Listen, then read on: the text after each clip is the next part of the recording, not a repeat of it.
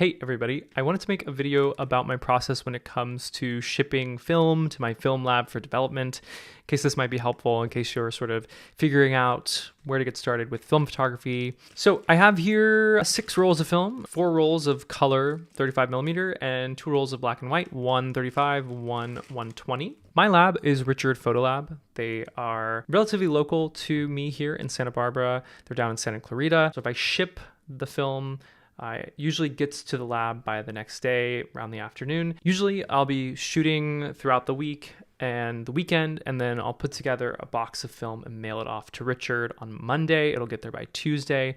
And then I usually have my film, I don't know, I want to say like 10 business days later, sometimes faster, sometimes longer, depending on the season. I've really loved using Richard. They have sort of transformed my process and my relationship with film, so could not recommend them enough. But I also want you to know that I think it's best to use a lab that is relatively close to you. That does a couple of things. It sort of ensures that if you're shipping your film, it gets there faster, and it sort of helps to eliminate possibilities of getting lost in the mail and that kind of thing. I've never had any issues with shipments, but it does make me feel good knowing that Richard is sort of just down the road from me. So I'd recommend finding a lab that's sort of in your region. So if you're shipping to them, it sort of just is easier. Let's jump on to Richard's website and I'll put in an order for this film. All right, so richardphotolab.com, as I mentioned, they're in Santa Clarita. So here we are on Richard's homepage. They make it really easy for you. We start an order,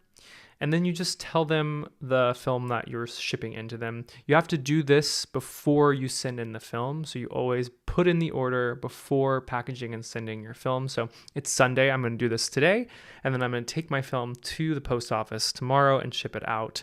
So as I mentioned, I have 4 rolls of color film, 35mm. So I'm gonna select 35mm color, which is C41. We're adding scans. The scanner that I prefer is Noritsu. I think it produces better skin tones. And then for scan preferences, what Richard does is they give you a few different options here. So they used to have color profiles, and that was something that you could just create. You know, I wish I could create my own color profile, but they've sort of at least put that program on pause. But what they will do is allow you to send in reference images or use another photographer's color profile or your own if you're lucky enough to have one. So I'm going to use another photographer's color profile here. And the one I'm going to use is Kelly Brown, who is a friend of ours and also just like an incredible photographer. You can use any color profile that they currently have. So if you know a photographer who uses Richard, you can use their color profile. They have a list of sort of famous photographers whose color profiles they offer. So you can really choose any color profile that you want. This is not a preset from this person's work. This is just sort of a collection of variables that sort of dictates the quality of the color in the scan. So it can be things like contrast, saturation, that kind of thing. So it's in the scanning process. It's sort of the characteristics of the final scans, if that makes sense. Then I also want to make sure that I'm ordering large project scans, which are more expensive, but I want that higher resolution scan since I'm delivering these to clients. And then the rolls aren't numbered. None of these apply. And so I'm going to select 4. Since we have 4 rolls of color 35mm, I'm going to add that to the cart. Okay, so now we're going to go back. I have 1 roll of 35mm black and white. So we have to repeat this process. 35mm black and white, add scans, yes. Noritsu, we want to change this to large project scans. And for black and white, I'm just going to say use lab's best judgment. And we only have 1 roll of 35 black and white. So I'm going to add that. Fantastic. And then I'm going to switch this to 120. It's going to say black and white. Add scans, yes.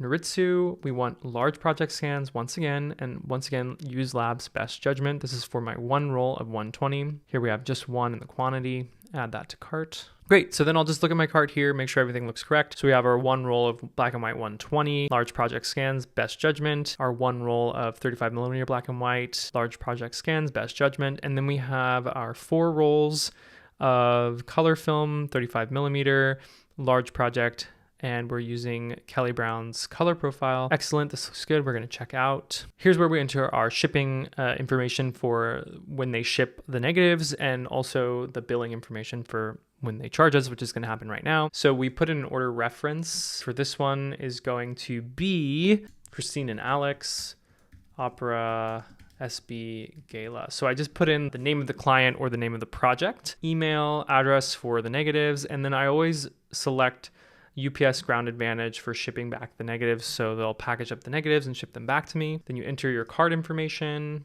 Great. So this is the packing slip that Richard just emailed me. So I printed this out and I'm going to package this with my film in the box when I send it. So I always put my film in a plastic Ziploc bag just to prevent it from getting wet. It has been raining here in Santa Barbara and in Southern California. So I want to make sure that nothing happens to this film. So I'll put it in a plastic bag and then I'm going to take this and I'm going to put it in a USPS priority mailbox. This is the box that I use to ship my film. It's a USPS priority mail box. You can just pick these up at the post office. I always package everything up and have it ready to send so I can just arrive at the post office, pay for it, and ship it out. In this box, I'm gonna put the film rolls in a Ziploc bag and I'm gonna put the order form that I printed out.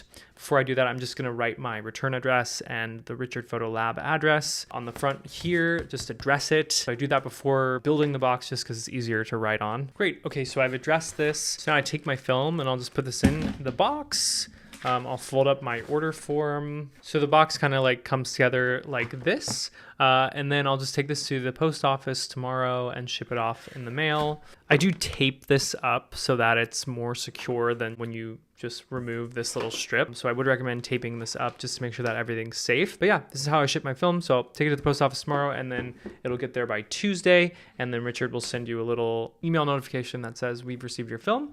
And then I just sit and wait for the scans. So hopefully this is helpful for you. Let me know if you have questions. I'm sure every lab has a little bit different of a process, but this at least tells you sort of how I approach film, my sort of process with it. Richard Photo Lab is great. Could not say enough good things about them. Thank you so much for watching. If you enjoyed this video, please give it a like. If you're new to the channel, consider subscribing. Thank you as always for watching, and I'll see you soon. Bye.